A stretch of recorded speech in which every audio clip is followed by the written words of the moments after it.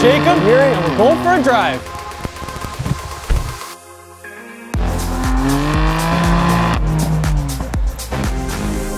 '19 BMW M2 Competition. This is the best M car, right? Yes, it is. We did drive the M3 CS, but I would take this one over that one. I will say that right off the bat. Horsepower and torque, then let's get into it. 405 horsepower, 406 pound-feet of torque. Huge numbers for a small car like this. And quickly, the difference between the M2 and the M2 Competition. You can't get the M2 anymore. The M2 Competition has replaced it, and they gave it the M3 and M4 engine. So they shoved a larger, more horsepower engine into a smaller car. Slightly different body stuff, we'll talk about that later. But first, a cliche corner, proper send for an M2 Competition. And I'm gonna put into M Dynamic, downshift, and floor it, full confidence. I love this car so much. It gets sideways when you want to, and it's so damn controllable. The moment I got very, very excited about the M2 Competition is when Timo Glock was driving in front of us in Portugal when we were in the M340i pre-productions. Yeah, he was ripping it sideways fully. I saw him drifting, I'm like, all right, so I guess this is the coolest car in the world. And we can actually do the same in this. We have not turned traction fully off, full disclosure. We've turned it into the second mode, which is just a button click. That is the best mode for this car for public roads. This is easily one of my favorite cars of the year because of how much confidence it gives me. I know exactly what it's gonna do when I put my foot down and I floor it, and then I can just control it with the wheel. It's perfect. Everything that they've done for the driving dynamics is the best. I got into it and it was like I've owned this car for 6 years. Exactly. This reminds me of my ISF. I had so much confidence in my Lexus ISF. I knew exactly what it would do, but this is just better than it. They just got car correctly. Yeah, so a lot of cars, they'll say 50-50 weight distribution, perfectly balanced. This is the most perfectly balanced car I remember driving almost ever. Almost. Let's get back to that engine though. Zero turbo lag. Absolutely zero turbo lag. So we went from one turbo to twin turbo. Yes, we did. This is for BMW nerds. The former one was an N55 engine. This is the S55 engine. It is still an inline 3-liter, but it is completely different than the previous M2. This thing pushes you all the way to redline, back in your seat. It's the best feeling ever. Are you able to find redline, or is it pretty much buried in there? Yeah, so the gauges are kind of difficult to see where redline is. Maybe at night it's fine, but during the day, like, yeah, come on, maybe add some red tape or something. It's red, but it's not red enough. I do fully agree with you. And let's address the elephant in the room. What's that? Automatic. Yeah, I was kind of avoiding that for a little bit. All right, let's play that tribute that we did on the M240i. Okay. And we're back. All right, so we have a 7-speed dual clutch and the transmission is amazing. It's absolutely amazing. Shifts so quickly. The paddles are amazing. You can shift down here, down is up is down, but it's just not manual. And the manual is similar to the M240i in the sense that you can't turn off rev matching unless traction's off. Yeah, so that's kind of annoying. So even if you had the manual, you got to be fully in danger mode to rev match. But I would fully trust this car. I would fully trust it with everything off. So let's get back to this shifter here. Okay. How do you put it into drive? You push it to the right. And then sport mode's also to the right? Correct. How do you put it into park? You turn off the car and drive, which is the most backwards thing ever, but you get used to it. Because if you shut it off in neutral, it starts yelling at you. So what you need to do if you want to keep the car running while getting out, put it in neutral and lift up the manual handbrake. Exactly, I'm glad it has that. But with this optional dual clutch transmission, this thing will do 0 to 100 kilometers per hour in 4.2 seconds. It is quite fast for a rear-wheel drive car. And we've got launch control. Yes, we do. I have such an appreciation for this car that nothing really bothers me that much. Because the fact that they refreshed the M2 with the M2 Competition, normally they just like add some vents, add some gloss black, add some sound or something like that. No, they put a whole new engine in here. I respect the hell out of that. Now let's talk about some handling a little bit more. Handles amazingly. I know exactly what this is gonna do. Like I said, perfectly balanced, but the suspension is honestly quite stiff. But it is called a competition. I wouldn't expect any less. Well, why don't we just push the suspension button and change the way it feels? Oh, because we have a blank switch for that, which I don't care about because blank switches are in, because everybody's doing gloss black switches now. Okay, what other switches do we have? Okay, so our drive modes are controlled independently, which is my favorite. So I have a way to control my engine. I can go to efficient, sport, sport plus, always sport plus for me. And then we have our steering. So we have, again, comfort, sport, and sport plus. I prefer sport in this. I like heavy steering, so I'll go sport plus. BMW fanboys will love sport plus in this. Then we can also adjust how fast it shifts with this button right below the shifter. Exactly. But again, it's only going to shift the fastest when you're at the top of the red line. That's right. And then we also have a traction control button. And that traction can be adjusted with our M1 and M2 buttons. These are also new for the M2 Competition. The way it works is you set up the car the way you want it, and in your settings, you can program it for M1 or M2. So if you turn traction control off, say for M2, when you click it, you'll need to click it again to confirm, because car manufacturers can't let you accidentally get into traction control off. Exactly. So even in M dynamic mode, which is the single button press, it still makes you confirm it because you still have a traction light off, even though it's not fully off. And these buttons are my favorite buttons. They looked better on the M5, but the fact that we have an M1 and an M2 adjustable, I love it. Was M5 or M3 CS the one with like the red buttons you pushed in? I think it was the M5. That was the coolest. Yeah. The steering wheel is slightly less girthy than the 2019 3 Series, which we just recently drove. And I think that this is the sweet spot for BMW steering wheels for me. People that love chunky steering wheels, this is not as chunky as the M3 CS or the new 3 Series. And before I let you drive, today's sponsor, Mitchell & Whale Insurance Brokers. So they're fans of the show. They were watching, gave us a call to see if they could get us some cheaper insurance, and sure enough, they did, with more coverage. Yeah, and just for fun, we wanted to see how much insurance would cost us on this M2 Competition. And compared to an M240i, which is slower. So this cost Yuri $2,100 Canadian, and this cost me $1,700 Canadian. Which is only $120 more on both sides than the M240i. So there's really no reason to get an M240i if you're worried about insurance. Yeah, you'd be stupid not to get this just because of insurance. And the price difference is because I live in the city and he lives an hour outside the city. So they do regular insurance and they do right-hand drive insurance, which is amazing. They're one of the only guys who do right-hand drive, and they don't give you a hard time about it at all. They're about it. So if you're looking for right-hand drive insurance or left-hand drive insurance, give these guys a call, link in the description as well. Mitchell & Whale Insurance Brokers. And now I'm gonna send you into the driver's seat.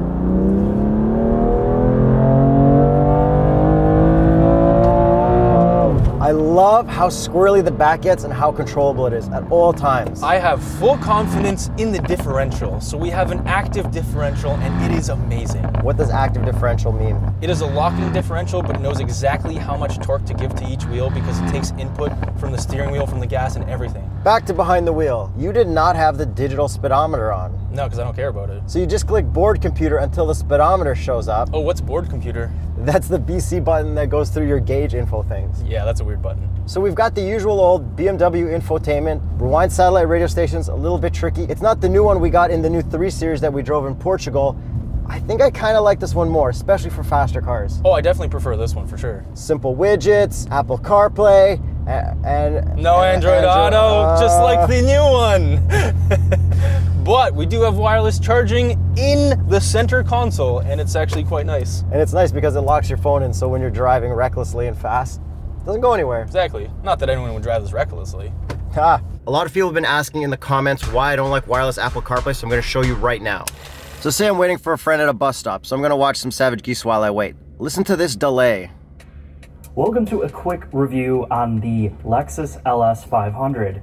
I'm going to drive both the hybrid. So that should be easy enough to fix. I'll swipe up and just disconnect my wireless CarPlay. Problem solved, right? And kind of talk about the dynamics, the driving experience, and really what... Nope, it reconnects. Now what I got to do, double click, maybe go to my settings, type in CarPlay because I can never find it.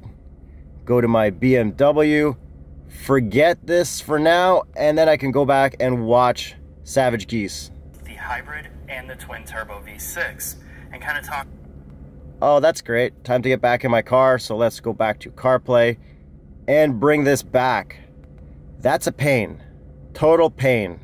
Next favorite thing with the interior, this carbon fiber pattern, just like the i8. Yeah, which is different than the M3 CS because that had like a suede. So I guess we can get to some tests like the visor test. Yeah, okay. These don't pass, do they? I doubt it. 3, 2, 1. Fail, ultimate fail. Small cup will kind of fit.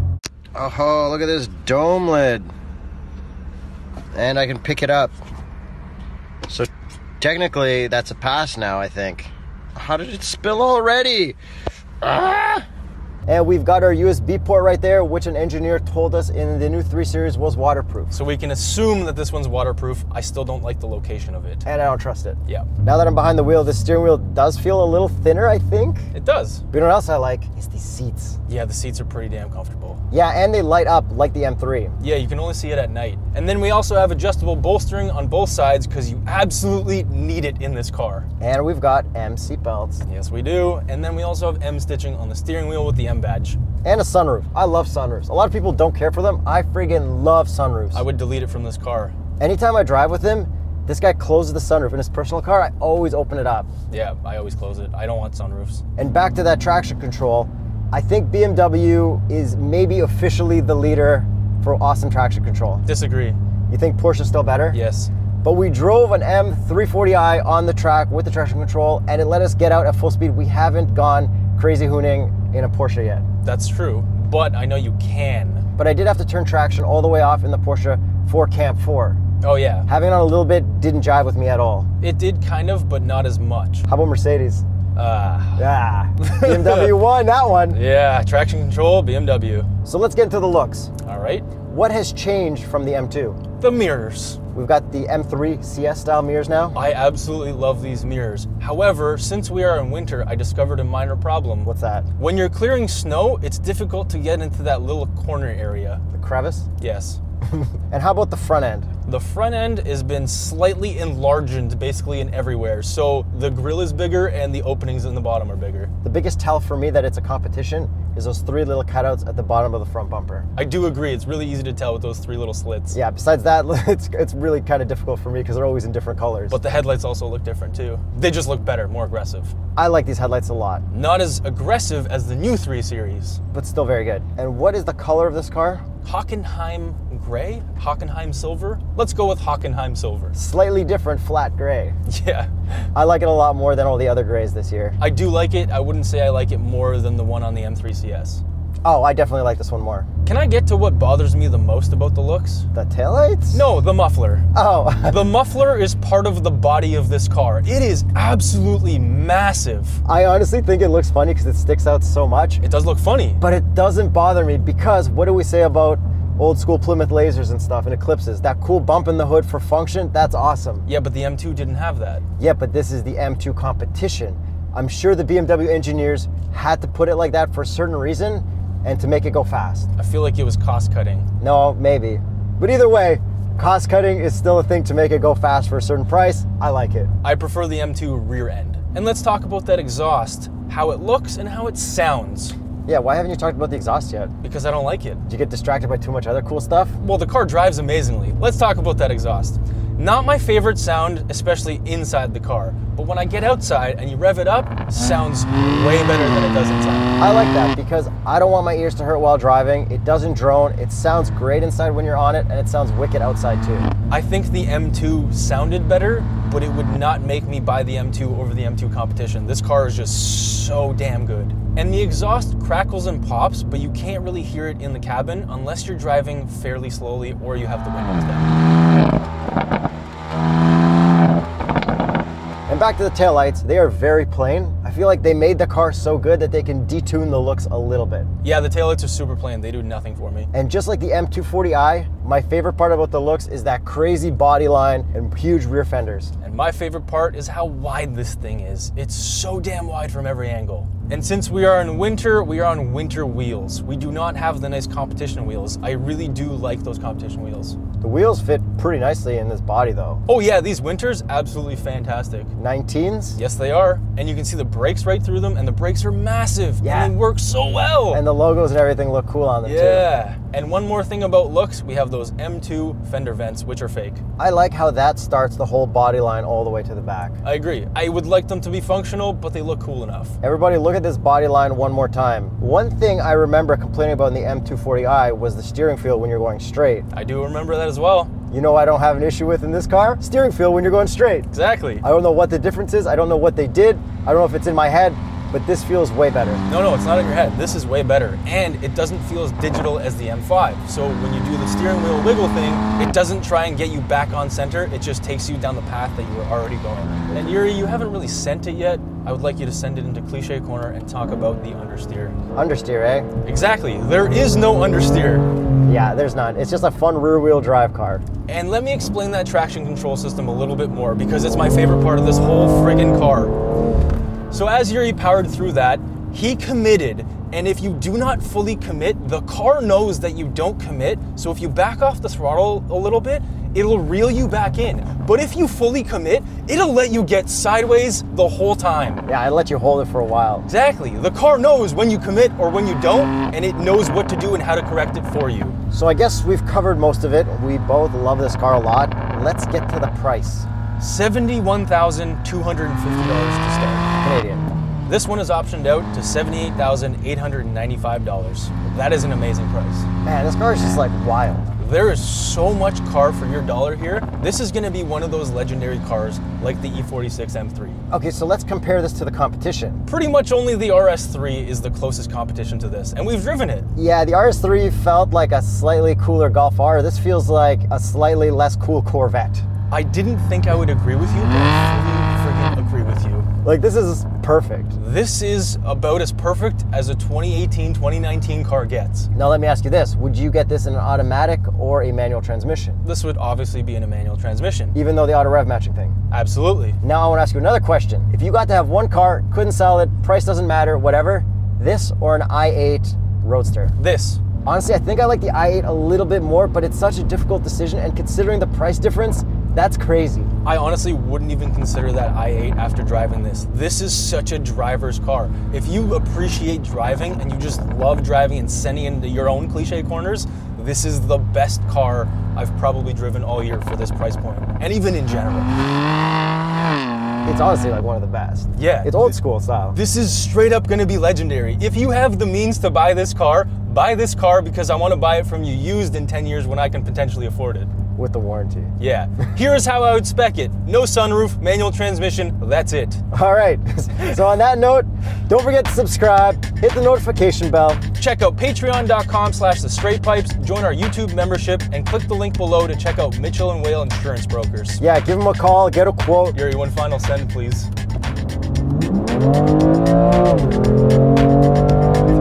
I'm Yuri. I'm Jacob. We're going for a drive.